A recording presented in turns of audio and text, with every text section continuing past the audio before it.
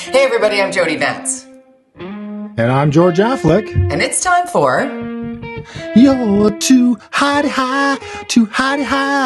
UnSpun.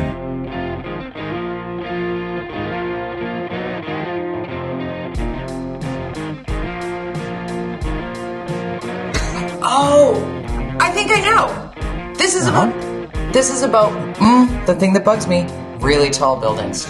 Really tall buildings, 12 stories. Okay, seriously. Christine Boyle's got a motion on the floor this week. It's hotly hated. I would say like the majority of people, the 100 plus speakers, all pretty much like, no. Her motion is basically across the city to allow social housing. Oh, he did air quotes. If you're listening on radio, he's got his fingers up, air quotes, okay. To immediately, allow 12-story buildings to be built without going through a public hearing process. So obviously, there are many people who are upset about this, including people like Bill Tillman, who, usually you would think, hey, it's Bill Tillman. He's NDP. He loves, he's supportive of Christine Boyle. She's NDP, right?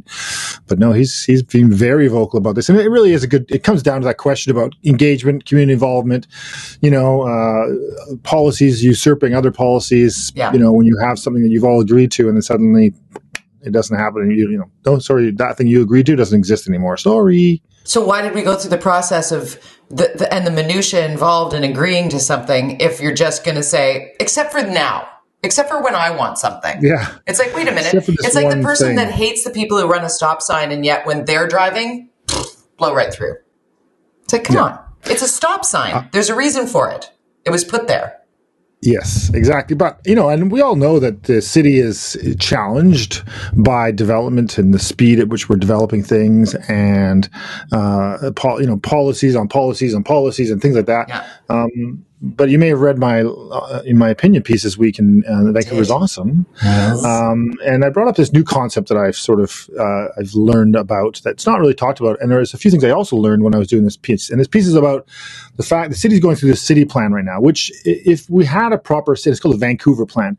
And if we had a sort of a plan for our city, things like what Christine Boyle is trying to do might not be relevant or might fit into that plan. But so my op-ed is about talking about the fact that the Vancouver plan is just too much. It's too expensive. It's too big. It's too complicated. It's just too big. It deals with everything from social, social challenges on the downtown east side to First Nation stuff, which is all important. But at the end of the day, what a plan needs to be is how we're going to build our city for the future, for the next 50 to 100 years.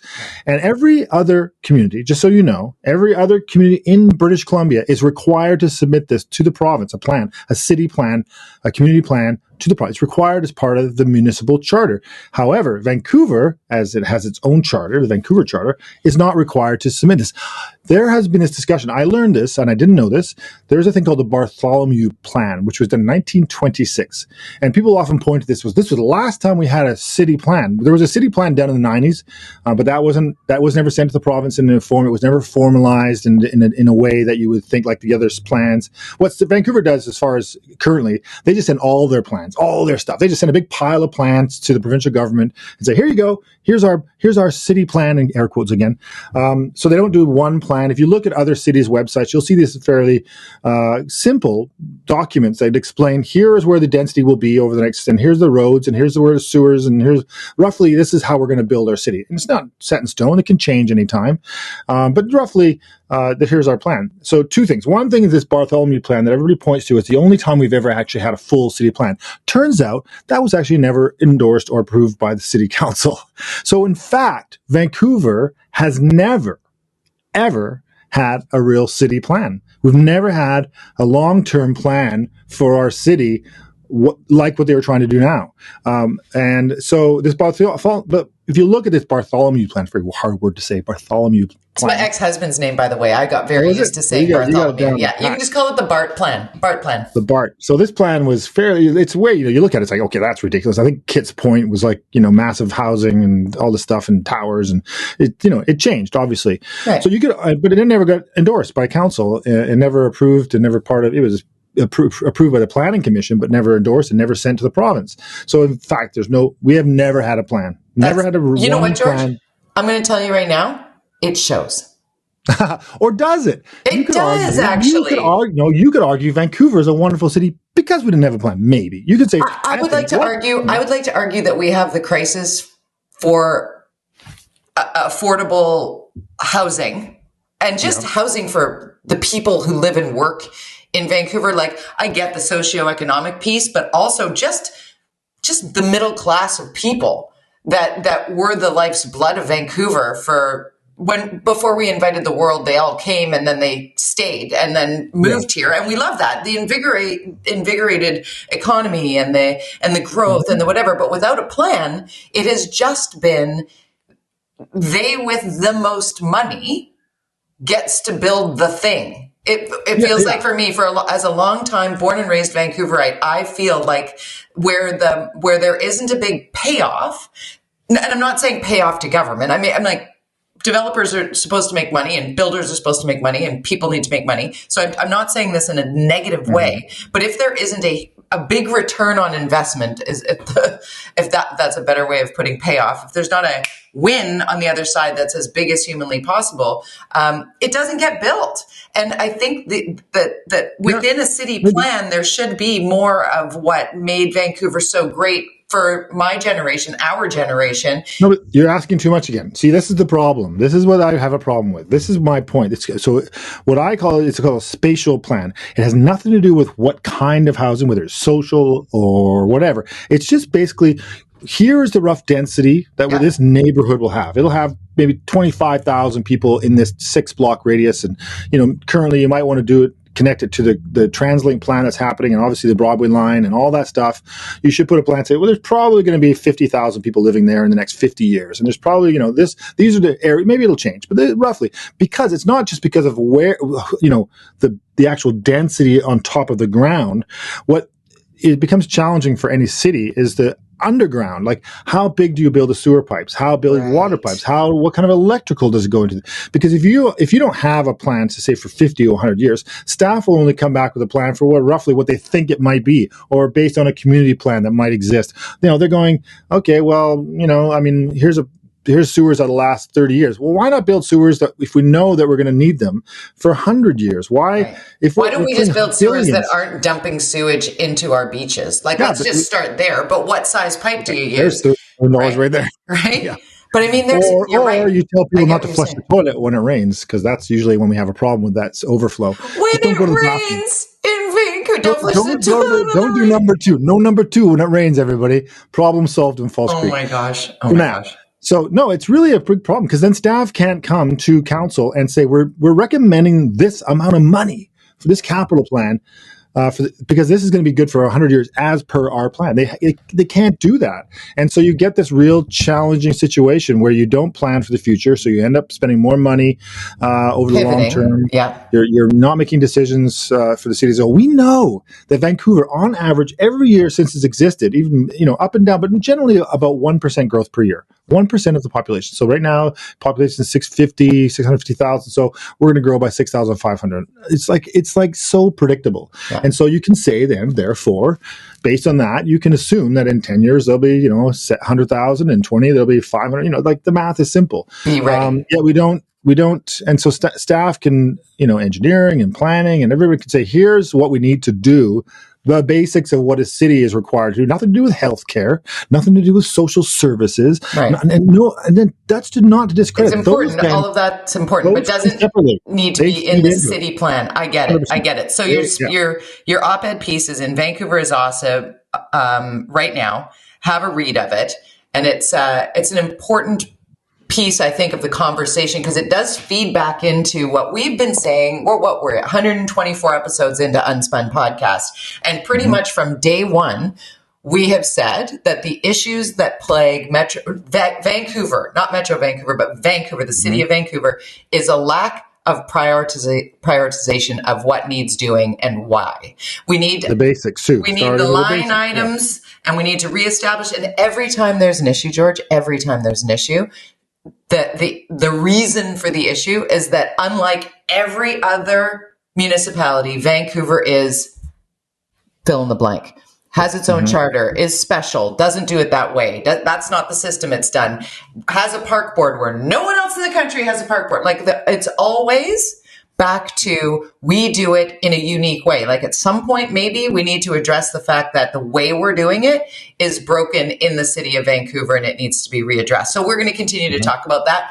Of course, here on UnSpun podcast, which you're likely listening to by way of, I don't know, signing up for the Fin at the Orca.ca, or maybe you saw it on your Twitter, George_affleck on Twitter, at Jody Vance on Twitter. That's Jody with a Y. We have these conversations ongoing. I want to keep holding feet to the fire on with the jumping off point here with regard to like changing or rezoning without public consultation. I mean, come on. And when we dig a little deeper into what those buildings, the air quote social housing piece, what that actually means. And when I've been reading a lot of Frances Beulah, some of her threads are just so informative. Well, most of them, let's just say all of them are so incredibly informative, because the insider speak is so thick that what we think we're building in that 12-story social housing prioritized, whatever. She took our job this week. And when she posted about, she stole our UnSpun, because Kennedy-Stewart's they've all been touting how much social housing they're building.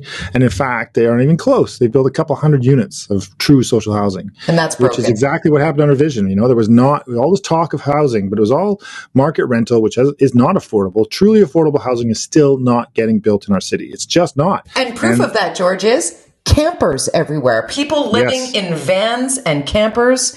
I mean, we've been seeing it. I noticed it a number of years ago. So it's been going on for a long time. The nomad sort of thing has been happening here. And, but it's like recently, since Strathcona was dismantled and now it's no longer in a park, it's adjacent to the park are a bunch of quite dilapidated vehicles that have become a city of sorts for people that have no place to go. Very similar to the derelict boats in Falls Creek, right? And just a little history lesson, when Sam Sullivan was mayor, he pushed hard to get rid of those. And there was a whole process he created. It was very controversial. He'd started this process, did the whole eviction, told these people they can't be there, and then got them all out. They got rid of them all, these boats that were just really quite dangerous, a lot of these boats. And people, some of them weren't even lived in. They were just abandoned. And but then there was a lawsuit, and they said that this is federal territory. The city can't do this. And so they stopped. And so now you see all these boats back. And a lot of them are sitting empty. Sometimes when there's a storm, a couple end up on the beach. So the camper thing, though, is something that the city can control. Yet there is this passive precedence we have with the parks where, that they've allowed tents. So now what are they going to do about these? Are they going to sit there and, they're homeless. We've got to find them homes. Well, I'd like you to trademark that phrase, passive precedence, because it does feel like it's reminiscent, to take it off the homelessness issue, the passive nature of enforcing bylaws. Like when we saw before the legalization of recreational use of marijuana, cannabis, there were those shops that opened everywhere. And I remember walking around the neighborhood and I'm like, there are 9 in just like a 15 block area, like these illegal shops. Am I the only one seeing these? Like, why are they allowed to be? Oh, well, we'll get there. It's like, by the time you get there, damage done to a large degree. I mean, I can't just decide not to pay my taxes. I can't just decide not to pay my property taxes. I can't just decide not to pay my hydro bill. How is it that people are given the opportunity to just park their vehicle there? And it's the broken windows concept, right? It's no different. I mean, it's this decision by council and the park board to take this passive approach to to managing these situations, whether it's removing tents in parks or saying move along. It's it's at 7:30 in the morning now. It's past curfew that we're allowing based on the current regulations. Move your tent. Time to go.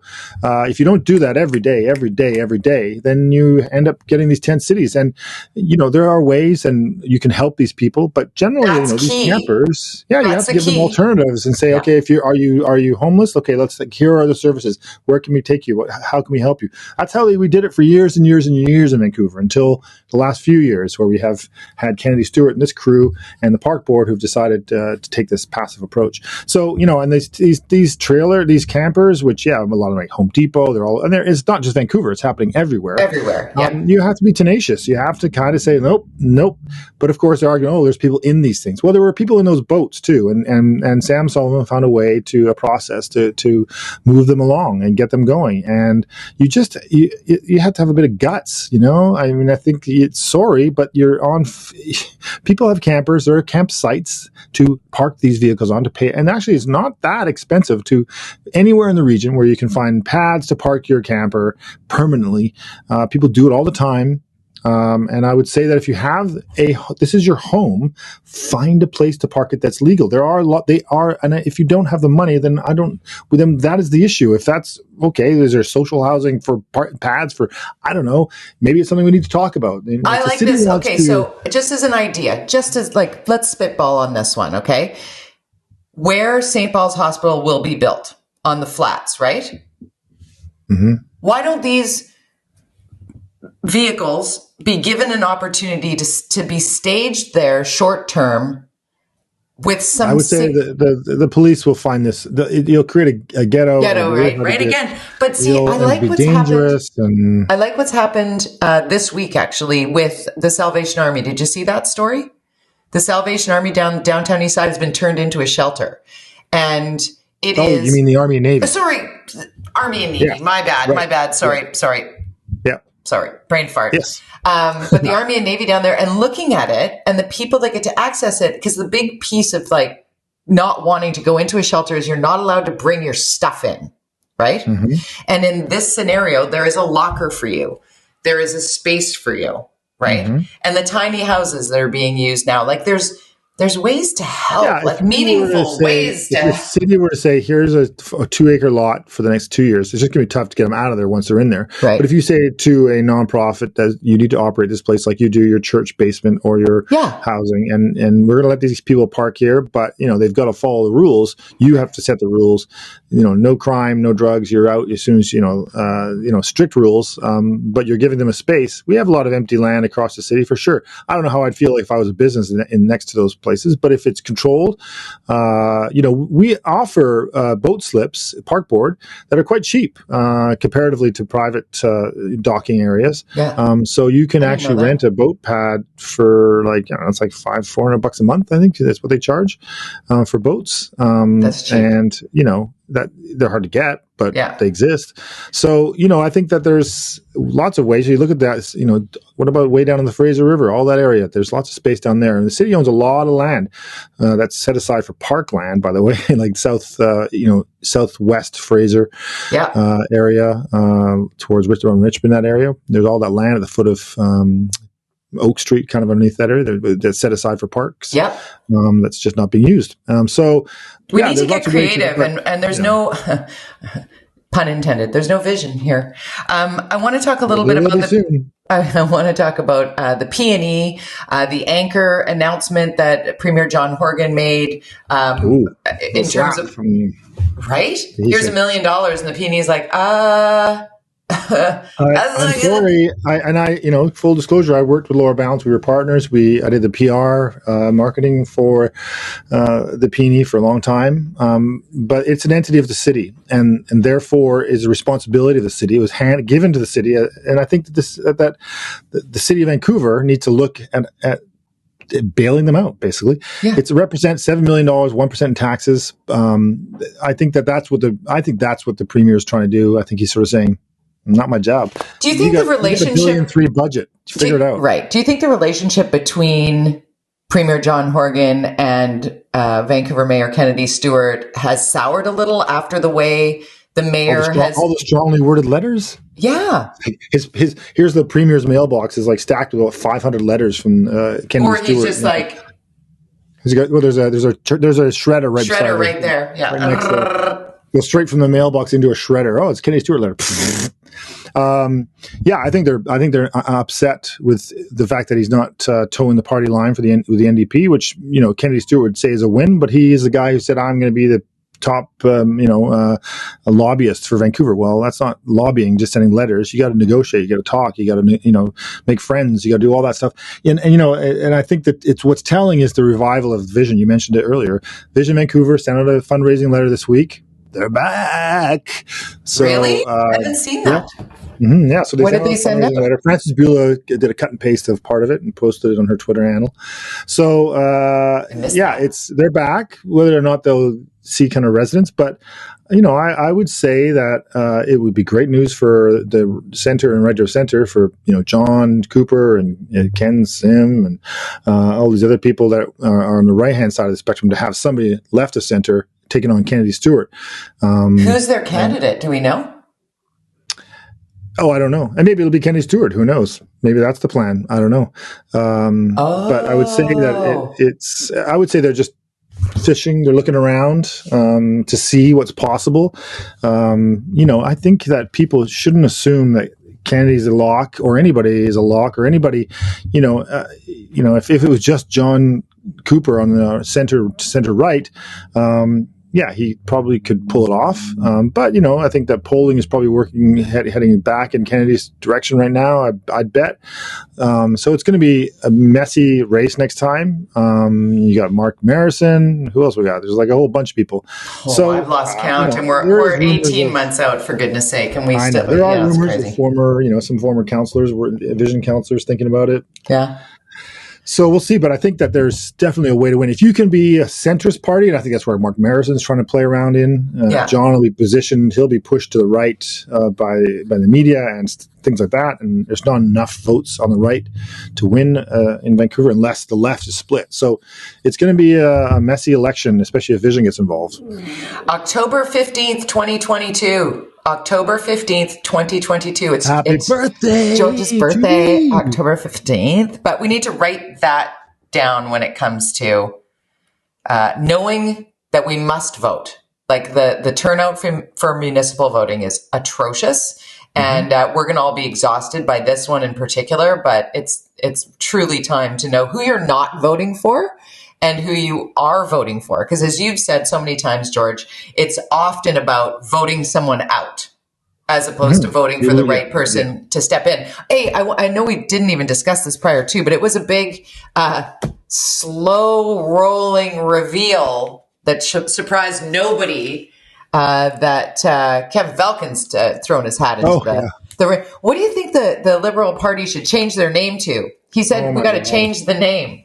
Oh my God! As a marketer, it's the worst thing to talk about. Of course, media love it. It's like it's so fun to talk about it, but it's so distracting. And guess what? Leadership is not based on a name. Right. It's based on leadership.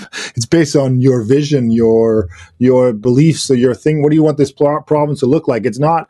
A name has nothing to do with the success of the BC Liberals. In fact, I would argue that the name BC Liberals could actually be very, very favorable to them because guess what they're missing in order to win the next election? Liberals. Federal Liberals is actual how you win. Yeah. Actual Liberals from the Lower Mainland, which, Gordon Campbell embraced and had them on board, especially on the environmental side. It wasn't too hardcore on the environmental, but far enough for the Liberals to go, yeah, he's good. He's middle, even though he probably is further right than even me. But he positioned himself trying to find those Liberals to get them to vote in the Lower Mainland, and he did a very good job at it. And that is your job, not a name. And so I would say keep the name, just start courting the Liberals. Right. Call it the Libs. Get woke. BC Libs. I don't know. See, the siren doesn't like it. Yeah. Can we talk? You're out. No.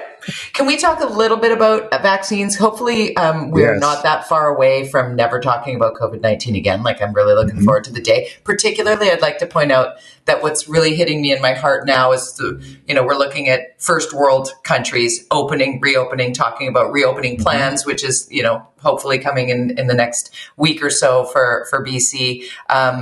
But we're so slow. I mean, it's seeing Like 8 people died in the last 24 hours. That's I know, yesterday's but number. Actuary tables, you can figure this out now. Get out there and make an announcement. What are you waiting for? Give us some hope. Give us some hope. And that's going to, I think what they're doing right now is making sure everybody stays still for the long weekend, because what we have learned is that long weekends and holiday weekends and spring breaks and whatever, when everybody goes, we're going, screw it, we're going, we get another surge. So maybe if we can keep the vaccines going and get through this one more weekend and get that another couple of weeks of building of immunity, and the virus stops bouncing around as much as it has been or is. But I know that both of us are super excited to have our kids registered. Our 13-year-olds are 12 or 13. Checking the internet like all day yesterday. You know, he's 13. He's like, can we do it now? Can we do it now? Now? Yeah. So Same with my boy. Yeah. So, and I actually was listening to Mike Smith this morning, and there was a caller and a mom, and she said it was really funny, because she's got a 17-year-old, and it was all they were talking about. Like all of them were like getting on there, and they were excited about it. Yeah, in their chats. Yeah, on their text chain. It's like a kind of like when the Amazing Race thing, but. Like, it's good to see. And I think that generally you see that polling here, 90% of the people basically are going to want to get vaccinated. I think there's a real, positive vaccination, desire in this province that hopefully will. Shachi Curl said that to me. We were chatting on Monday. I was filling in for Jill Bennett on Monday, and Shachi came on, and they had done Canada-wide polling at Angus Reid Institute. It's really cool if you want to read through it, angusreidinstitute.org. That it's like 83% of Canadians either already have their shot or are absolutely getting it, like that 83%. And in BC, it's 90. So when I wrote when I wrote my column this week, I was thinking about that 10% slice of people who aren't still, because there's some who can't, obviously, for health reasons. But then there are the people, and I do have a friend of mine who is not an anti-vaxxer by nature. Like, he's not anti-science. He's very, very smart. And yet he finds himself in this sort of frozen moment with his wife and 2 teenage kids. And I was speaking with his wife because she's like, hey, how's it going? I'm like, great. Yeah, have you been vaccinated? Yeah. I wrote about it in there. It was kind of a jumping off point because she really wants to get vaccinated and she really wants her kids to be vaccinated, but he's hesitant, not anti, just hesitant. And it's like, have we reached a point where at least the kids, 100% efficacy, 100%. Like you get the Pfizer 2 shots, you're not getting COVID, period. It's not going to bounce off you. You're not bringing it home. You're not killing your grandparents. Like, if the kid wants the shot, should the kid not maybe be able to take some sort of questionnaire that sees if they're informed enough to provide? I'm trying to remember when I was a kid. Did my parents have an option when we got our vaccinations for mumps and all those things? I mean, I got you can opt out. Still, I know. I get smallpox. Yeah, smallpox. That happened at birth. I don't remember that being a discussion. There was no discussion on smallpox. You showed up at school and you got jammed in the arm, and that was it. And it was painful. You have to jump through. Yeah. You have to jump through hoops in order to opt out. Kids don't know what it was like when we were old. These needles were scary. Uphill, both ways. Yeah, luxury. Well, read about my thoughts on just sort of everybody and dealing with those who are vaccine hesitant. Turning the anti-vaxxer is going to be incredibly difficult. They've gone down a rabbit hole, or there's more to it than just rational thinking. But to the vaccine hesitant, I think there needs to be a way to just be like, how can we help? How can we help you feel less afraid? Because I'm 2-dose Pfizer. My second dose was in February, right? So January, February, I had no side effects from either shot. And I still mask up. I wash my hands. I'm super careful taking all this stuff as you are. You're 1-dose AstraZeneca, right? And will you mix and match, or will you take dose 2 AstraZeneca? I don't care. Right. I mean, whatever they give it to me fast. I mean, hopefully in the next 2 weeks we'll get our AstraZeneca for us AstraZeneca people. Let's hope. I think they'll be coming up pretty quick. But the longer wait, though, George, means longer immunity. So I think because I had the 42-day distance, I think that I'm going to need a Pfizer booster, which I'm totally fine with. Needles don't bother me. But for those who, one of my former work associates, just got his vaccine yesterday and he posted about it on his social media. He was so nervous about going, but he was going anyway for sure. But he literally like walks in and almost passes out. Really? Literally throws up. Great, good times. So he got the shot. He needed to be taken in a wheelchair to a space to lie down for 30 minutes, got cookies and juice. Like there are people who are legit phobic about this and they're still getting it blood, done. I get, doing blood, pulling blood out of me, I find is big gross. But getting a needle jammed into me, doesn't hurt. It's a very different, as I've told you numerous times, my mom was a lab technician. I've had more blood taken out of my body than, I just like, right, here you go, do it. And then fertility treatment. I grew up in the 70s. Most of my blood came out of falling off my bike or go-kart there with wheels that fell off or, it's like scars all over my body. Speaking of bikes, one more thing before we go. Yes.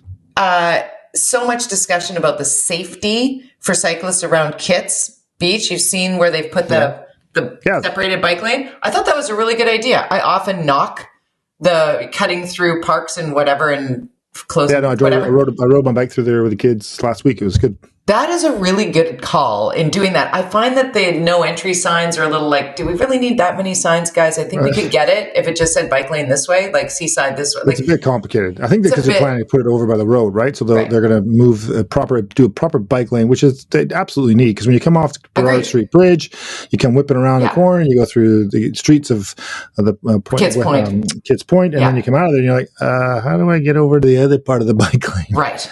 But there is just... For those who don't know, Cornwall and then First Avenue is all painted green. So if you're looking to just get through there quickly on your bike and safely, you can zip through Kitts. I'm just saying. If you want to ride on the water. I totally want to ride on the water. You go duck down at Stevens back down to Point Grey Road. Yeah. So when I take my kid and his friend and I'm goslings trying to keep the ducklings together, I will just scoot up there and then get back down and do the whole seawall around False Creek and whatnot, but then zip up there just to avoid, I don't want them crashing into people. I really don't want them crashing. Anyway, but with those bike lanes also in spaces that they can't figure out how to keep everybody safe, either the hard packed gravel that they have in Spanish Banks and Jericho, I think that those are awesome for bikes. And I also love the idea on roads, instead of putting up barriers on both sides when you're in a park scenario, because people can't deke around one another as easily, that maybe it's just a matter of slowing everybody down with speed bumps. I mean, and the fact that they have the seawall open still at Stanley Park, for example, is good. And if you want to, but also you're seeing this challenge, these speed cyclists, so who are, trying and they're going in the bike lane, and really they should be on the road, but now they can't go on the road because the road's backed up with cars. Right. So it seems like this has not made anybody happy, but polling is saying it's great. 400 people said yes. You can talk to Mary about that. No, I'm good. I'm good. Say goodbye, George. Bye-bye.